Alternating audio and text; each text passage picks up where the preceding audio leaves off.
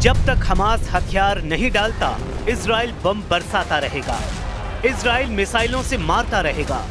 Israel तब तक मारेगा जब तक हमास और उसके असल आका मटियामेट नहीं हो जाते। पीएम नेतन्याहू ने ये वार्निंग अरब वर्ल्ड को दे दी है। उन्होंने प्रेसिडेंट ट्रंप को भी साफ साफ कह दिया है कि अब इजराइल किसी की नहीं सुनेगा। इजराइल किसी का गुलाम नहीं।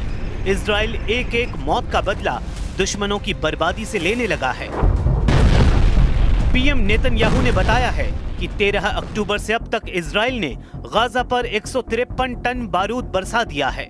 आने वाले दिनों में आसमानी हमले और भयानक होंगे।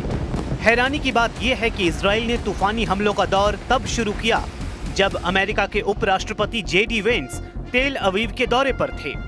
वेंस जब इजराइल डिफेंस फोर्स के टॉप कमांडर से मुलाकात कर रहे थे, तब गाजा में जंगी जेट और मिसाइलों से बमों की बौछार जारी थी।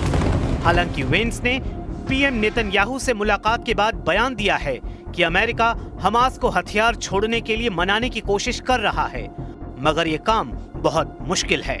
We have a very tough task ahead of us, which is to disarm Hamas but rebuild Gaza to make life better for the people in Gaza, but also to ensure that Hamas is no longer a threat to our friends in Israel.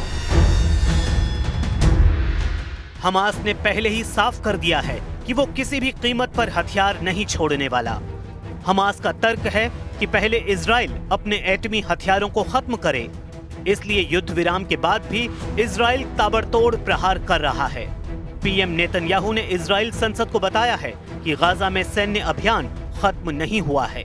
Prime minister Netanyahu ने West Bank को Israel में मिलाने का bill भी संसद में पेश कर दिया है, जिस पर अमेरिका की तरफ से सख्त बयान आया है। अमेरिका के विदेश मंत्री मार्क रूबियो ने कहा है कि वेस्ट बैंक पर बिल युद्ध समझौते के लिए बड़ा खतरा है। इससे अरब देशों का मूड खराब हो सकता है। What do you make of the Israeli parliament moving forward on potential annexation of the West Bank? Right as well, that's a vote in there. Yeah, that's a vote in the Knesset. But obviously, I think the president's made clear that's not something we'd be supportive of right now, and we think it's even threatening to the peace deal. So, they're a democracy; they're going to have their votes. People are going to take these positions, but at this time, it's something that we think it might be counterproductive. हालांकि PM Netanyahu ने जवाब में कहा कि वो Israel की सुरक्षा के लिए जो भी मुमकिन है वो कदम उठाएंगे।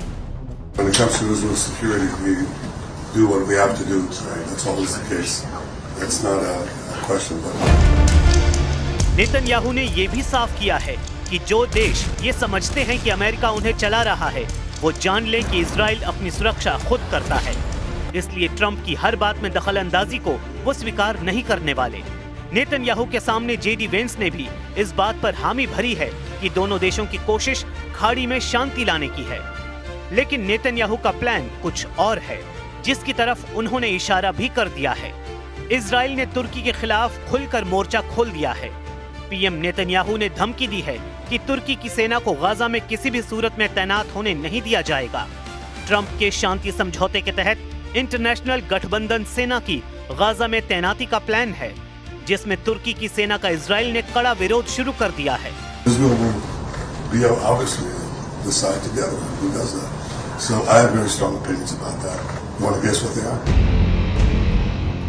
तुर्की के राष्ट्रपति एर्दोआन ट्रंप के गाजा पीस डील में कितने अहम रोल में थे, इससे इन तस्वीरों से समझा जा सकता है। ट्रंप ने 8 मुस्लिम देशों के नेताओं से जब मुलाकात की थी, तब एर्दोआन उनके साथ बैठे थे। बाकी सभी नेताओं से ज्यादा अहमियत ट्रंप ने तुर्की के राष्ट्रपति को दी थी। यही नहीं, ट्रंप ने तुर्की को गाजा समझौते के बाद सबसे बड़ी जिम्मेदारी निभाने के लिए तैयार किया था। लेकिन नेतन्याहू को एर्दोआन फूटी आंख नहीं सुहाते हैं। इजराइल का मानना है कि तुर्की जैसा देश किसी का सगा नहीं। ये वही तुर्की है जिसने कतर पर हमले के बाद इजराइल के खिलाफ अरब अलायंस बनाकर नेतन्याहू को सबक सिखाने की धमकी दी थी। इजराइल और तुर्की में तकरार की असल वजह सीरिया है, जहां तुर्की के राष्ट्रपति ने अहमद अल शरा को अपना मोहरा बना रखा है। कमांडर जुलानी उर्फ अहमद अल शरा सीरिया के बफर जोन से इजराइल आर्मी को बाहर जाने की धमकी देते रहते हैं, जबकि इजराइल सीरिया में हिजबुल्लाह लड़ाकों के खतरे को देखते हुए सैन्य तैनाती में कमी के लिए तैयार नहीं है। इसी को देखते हुए एर्दोआन और इजराइल आमने सामने नजर आ रहे हैं। Suriye'nin parçalanmasına dün rıza göstermedik. Bugün de yarın da kesinlikle rıza göstermeyiz. Suriye'nin toprak bütünlüğü özellikle Ramına güneyi ile kuzeyi arasında koridor açma hayali kuranlar emellerine Allah'ın izniyle ulaşamayacaklar. एक वक्त al Qaeda और ISIS के आतंकी रहे अल Jolani को Erdogan का करीबी माना जाता है। आतंकी संगठन आईएसआईएस से अपने करियर की शुरुआत करने वाले जुलानी ने सीरिया में अल कायदा की जमीन तैयार की। यानी जुलानी पहले आईएसआईएस का आतंकी था और फिर अल कायदा का सरगना बन गया। कई सालों तक जुलानी HTS यानी हया तरीर अल शाम नाम का आतंकी संगठन बनाकर बशर अल असद की सरकार से लड़ा और 2024 के अंत में तुर्की, इजराइल और अमेरिका की मदद से बशर अल असद की सरकार को उखाड़ फेंका। जुलानी पर इजराइल कभी भरोसा नहीं कर सकता।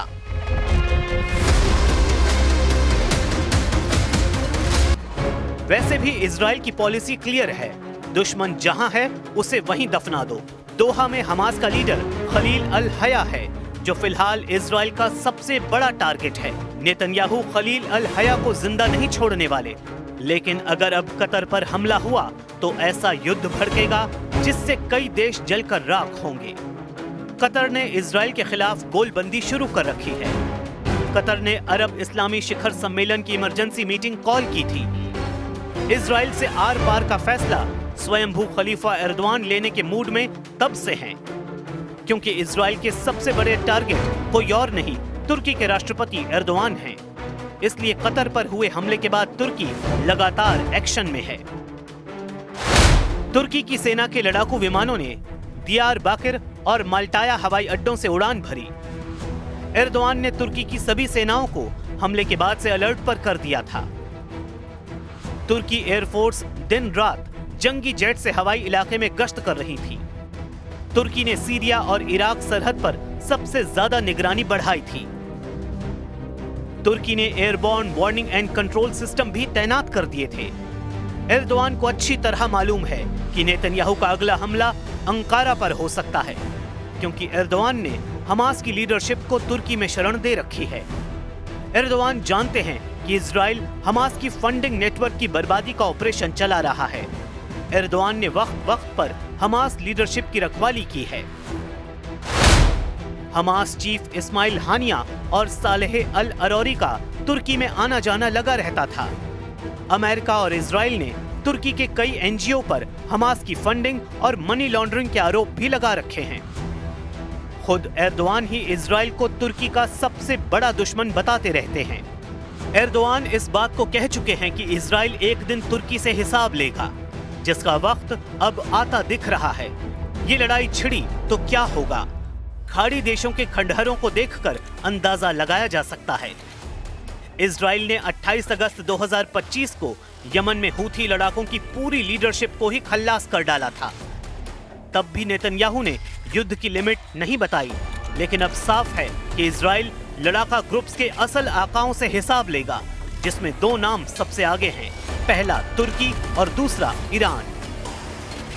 אנחנו נלחמים בטרור, במשטר הטרור של החות'ים, באיראן שמגבה את כולם, בעזה, בלבנון, בחיזבאללה, בכל הגזרות. אנחנו לא מרפים וגם לא נרפה. אנחנו נעצים את הפעולות שלנו ואנחנו נשיג את כל המטרות שלנו.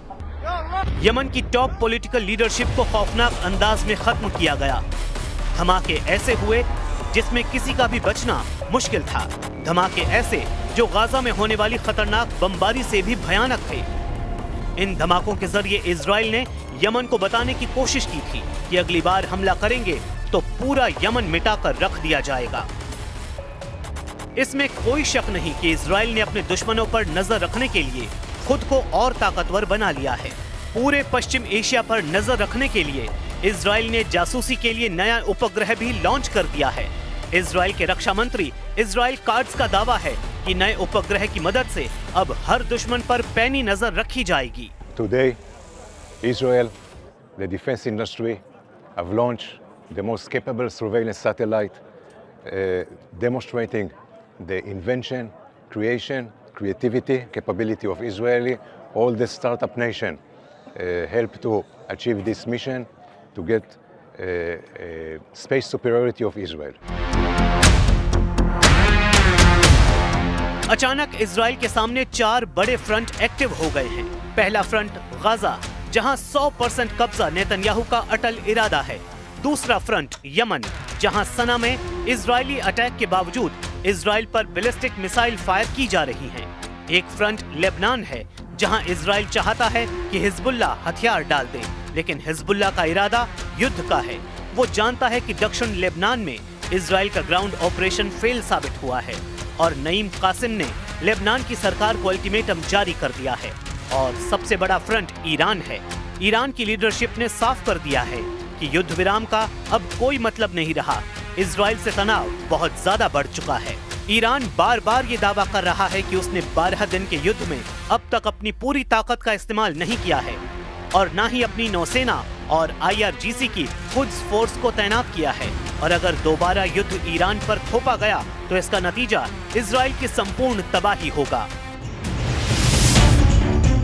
ईरान के तेवर बता रहे हैं कि उसकी मिसाइल फिर तैयार है और ईरान पर फिर से हमला हुआ तो तेल अवीव और हाइफा बुरी तरह दहलेगा। ये वार्निंग ईरान से लगातार आ रही है। ईरान के बड़े बड़े जनरल लगातार इजराइल को वार्निंग दे रहे हैं। ईरान के सर्वोच्च नेता अली खामेनेई ने कहा है कि पूरी दुनिया को इजराइल से रिश्ते तोड़ लेने चाहिए, क्योंकि गाजा में जिस तरह की बमबारी हो रही है उसे बर्दाश्त नहीं किया जा सकता। به خصوص کشورهای اسلامی باید روابط بازرگانیشون رو به کلی قطع کنن با رژیم صهیونیست و حتی روابط سیاسی را هم قطع کنن، منزوی کنن. بیش از اون چی که امروز البته نظام خبیث صهیونی امروز منزوی ترین دولت دنیاست، در این شکی نیست. इसमें कोई शक नहीं कि इजराइल की एयरफोर्स फिर से सुपर एक्टिव मोड में है। इजराइल के एयरबेस पर लगातार काम चल रहा है। यह है अमेरिका से सप्लाई किया गया MK-84 बंकर बस्टर बम।